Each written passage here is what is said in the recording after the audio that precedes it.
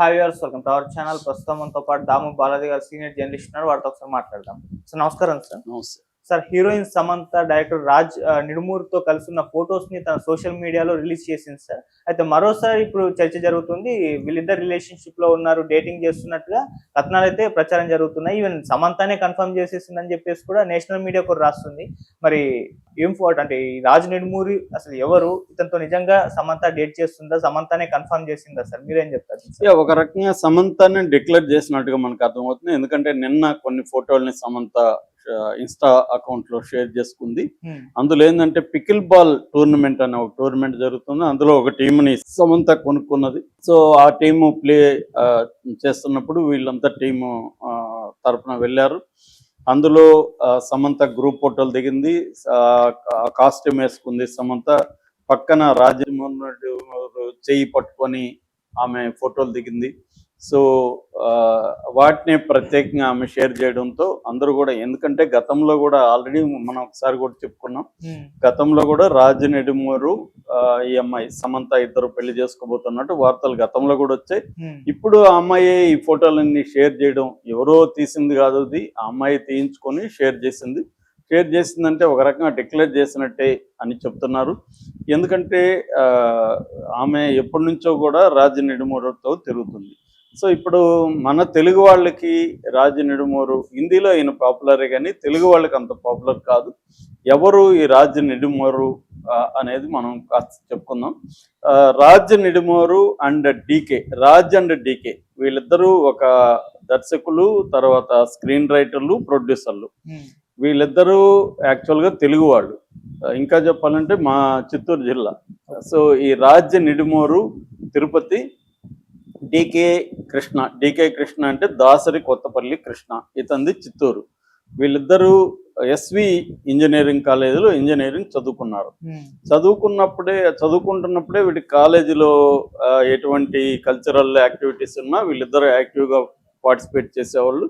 దాని తర్వాత వీళ్ళు అమెరికాకి ఎంఎస్ చేయడానికి వెళ్ళారు. అక్కడ వీళ్ళకి ఏంటంటే సినిమా ఫిల్మ్ మేకింగ్ మీద ఇంట్రెస్ట్ పెరిగింది.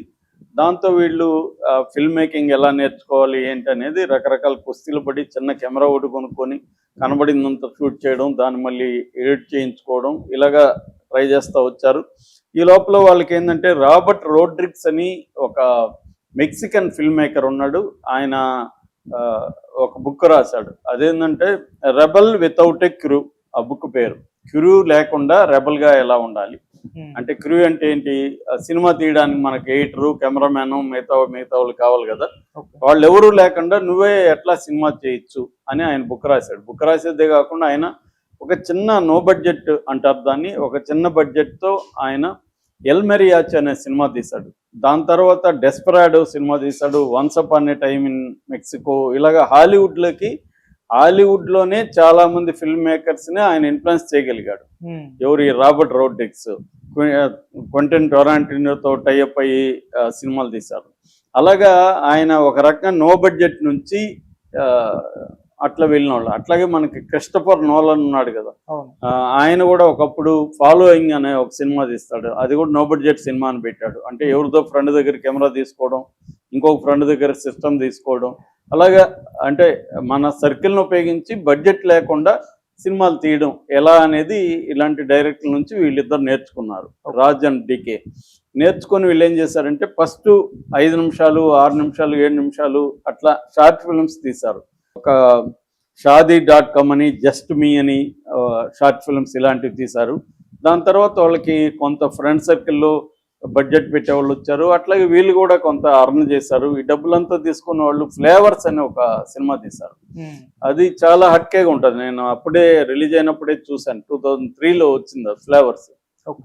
ఒక రొమాంటిక్ కామెడీ.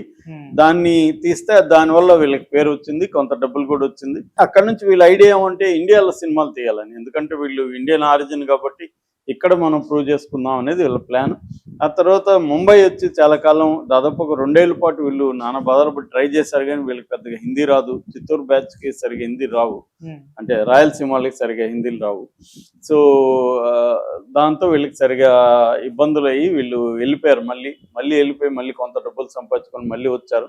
ఈ లోపల ఇంకొంత ఒక అనుభవం వచ్చింది, కొంత పరిచయాలు వచ్చాయి. దీంతో 99 అనే సినిమా తీశారు ఫస్ట్. అది కొంత పేరు వచ్చింది. దాని తర్వాత షోర్ ఇన్ ద సిటీ అని ఒక సినిమా తీశారు. అది యాక్తా కపూర్ కొనుక్కున్నది. అక్కడ నుంచి వీళ్ళకి ఇంకా సినిమాలు రావడం మొదలుపెట్టాయి. దాని తర్వాత గోవా గాన్ అనే ఒక సినిమా తీశారు. ఇది క్రైమ్ కామెడీ అనమాట. వీళ్ళు ఎక్కువగా క్రైమ్ కామెడీస్ ఎక్కువ ఉంటాయి వీళ్ళది. అట్లాగే హారర్ కామెడీస్ ఈ జానరాలు ఎక్కువ ఉంటారు. అట్లాగే happy ending, gentleman, Sri అని, ఇప్పుడు శ్రీ 2 ఎంత పెద్ద హిట్ అయింది తెలియదు, ఫస్ట్ తీసింది వీళ్ళు అనమాట. శ్రీ అని హారర్ కామెడీ తీశారు, దానికి మంచి డబ్బులు వచ్చాయి. దాని తర్వాత వీళ్ళు ఈ 2 గంటల్లో మనం కథ చెప్పలేము, డీటెయిల్ ఫార్మేట్ లో చెప్దామని వెబ్ సిరీస్ లెక్క వచ్చారు. వెబ్ సిరీస్ లో ఫ్యామిలీ మ్యాన్ తీశారు. అందులో ఫ్యామిలీ మ్యాన్ 2లో సమంత ఒక శ్రీలంకన్ రెబల్ గా, ఆమె ఎల్టిటి రెబల్ గా ఆమె యాక్ట్ చేసింది. సో అక్కడ నుంచి రాజ్ నెడుమూరికి ఈమెకి పరిచయం ఏర్పడింది. దాని తర్వాత వాళ్ళిద్దరూ ఫర్జయ్ అనే ఒక సినిమా, ఒక వెబ్ సిరీస్ తీశారు. దాని తర్వాత సిటడెల్ హనీ బన్నీ అని తీశారు, అందులో కూడా ఏముంది. ఇప్పుడు రక్త బ్రహ్మాండ్ ద బ్లడీ కింగ్డమ్ అని ఒకటి తీస్తున్నారు, అందులో కూడా ఈ అమ్మాయి మెయిన్ రోల్ వేస్తుంది. అంటే ఫ్యామిలీ మ్యాన్, తర్వాత సిటడెల్, తర్వాత రక్త బ్రహ్మాండం, మూడిట్లో కూడా ఈ అమ్మాయి వరుసగా చేయడానికి కారణం కూడా రాజ్ నెడుమూరితో డేటింగ్ లో ఉండడమే అనేది వార్తలు వినిపిస్తున్నాయి. ఎందుకంటే రాజ్ నెడుమూరికి ఫ్యామిలీ డే అనే ఒక అమ్మాయితో పెళ్ళయింది, అయితే వాళ్ళిద్దరూ విడాకులు తీసుకున్నారని చెప్తున్నారు. సో ఇప్పుడు సమంతతో డేటింగ్ లో ఉన్నారు, బట్ అనౌన్స్ ఎప్పుడు చేయాలనేది వాళ్ళు ఇంకా అఫీషియల్ గా డిసైడ్ చేసుకోలేదు. అయితే ఈ లోపల మామూలుగా సమంత కథ మనకు తెలుసు. ఆమె తన జీవితంలో జరిగే బాధలు కానీ సంతోషాలు కానీ ఏవైనా సోషల్ మీడియాలో పంచుకోవడం ఆయనకు అలవాటు. ఆమె సోషల్లీ వెరీ యాక్టివ్. మొన్న కూడా కేరళలో ఒక అబ్బాయి చిన్నపిల్లవాడు డ్రాగింగ్ బలి చనిపోతే దాని మీద కూడా ఈమె స్పందిస్తూ పోస్ట్ పెట్టారు. అంటే సమాజంలో జరిగే కొన్ని వాటి మీద స్పందించడమే కాకుండా తన పర్సనల్ లైఫ్ లో జరిగేవి అన్ని కూడా ఆమె షేర్ చేసుకుంటుంది. ఒక రకంగా అది బిజినెస్ మోడల్ కూడా ఆమెకి. ఎందుకంటే ఇటు ఎక్స్ లో కానీ ఇటు ఇన్స్టాలో కానీ పోస్టులు పెడితే డబ్బులు కూడా వస్తాయి ఆమెకి. అంటే పెద్ద ఎత్తున డబ్బులు, దాదాపు 1-2 కోట్ల వరకు కూడా డబ్బులు వస్తాయి. సో అందువల్ల అదొకటి. రెండోది, నిరంతరం పబ్లిసిటీలో కనపడాలి, లైమ్ లైట్ లో ఉండాలి. Limelight, out of sight is out of frame is out of sight అంటారు. ఫ్రేమ్ లో ఉండాలి మనుషులు, అది కూడా ఈమెకు బాగా తెలుసు. సో ఏదో ఒక వివాదమా లేకపోతే న్యూస్ లో ఉంటే ఈమెకి పబ్లిసిటీ అవి కూడా ఉంటాయి. సో ఈ అన్ని కారణాలతో ఆమె షేర్ చేసుకుంటూ ఉంటుంది. అలాగా ఇప్పుడు రాజ్ నెడుమూరు తో ఉన్న ఫోటోల్ని షేర్ చేసింది. గతంలో కూడా ఆమె తను కలిసి తిరుగుతున్న ఫోటోలు కూడా బయటకు వచ్చాయి. ముంబై మీడియా మనలాగా కాకుండా వాళ్ళు ముందు నుంచే, అసలు ఈ సోషల్ మీడియా ముందు లేని కాలం నుంచి కూడా ముంబై మీడియాలో ట్యాబ్లాయిడ్స్, మ్యాగజైన్స్, ఈ సెలబ్రిటీల లైవ్స్ మీద వాళ్ళు చాలా ఫోకస్ చేస్తూ ఉంటారు అక్కడ.